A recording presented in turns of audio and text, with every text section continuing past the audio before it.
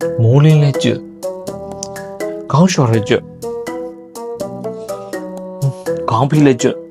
ဒီလိုမျိုးစပင်းနေကျွတ်နေပြီဆိုတော့ဒီချက်၃ချက်ကိုလိုက်လုပ်ကြည့်လိုက်ပါပထမဆုံးတော့အစားတောက်ပဲဖြစ်ပါတယ်ကိုစားနေတဲ့အစားအစာတွေမှာပရိုတင်းတန်တက်နဲ့ဇစ်တွေကမပါဝင်မှုဆိုတဲ့အခါကျရင်တော့စပင်းနေအရန်ကိုကျွတ်တတ်ပါတယ်ဒါကြောင့်မလို့ကိုစားတဲ့အစားအစာသည်အာဟာရပြောက်ဖို့အရန်ကိုအရေးကြီးပါတယ်ဒုတိယချက်ကတော့နှီးတိုင်းကောင်းလျှော်တာပဲဖြစ်ပါတယ်ဆရာတို့ကနှီးတိုင်းကောင်းလျှော်တဲ့အခါမှာဆရာတို့ဥယျာဉ်ပြန်မှာရှိတဲ့တဘာဝအစီလေးတွေကပါသွားပါတယ်အဲ့ခါကျရင်ဥယျာဉ်ပြန်6လာပြီးတော့စပင်းနေပို့ပြီးတော့ကျွတ်တတ်ပါတယ်ဒါကြောင့်မလို့ကိုကခေါင်းလျှော်မယ်ဆိုတော့တစ်ပတ်ကို2ချက်နဲ့3ချက်လောက်လျှော်ရဆိုလုံလောက်ပါပဲတတိယချက်ကတော့ကိုယ့်ရဲ့ဥယျာဉ်ပြန်လေးပြန်လည်ကျန်းမာဖို့အတွက်ပြန်လည်ပြုစုဖို့လိုအပ်ပါတယ်ဒါကြောင့်မလို့ကိုကကြမ်းကြမ်းတက်တက်ကင်တာတွေအရင်ပြည့်တဲ့စီရန်တွေကိုလုံးဝမသုံးရပါဘူး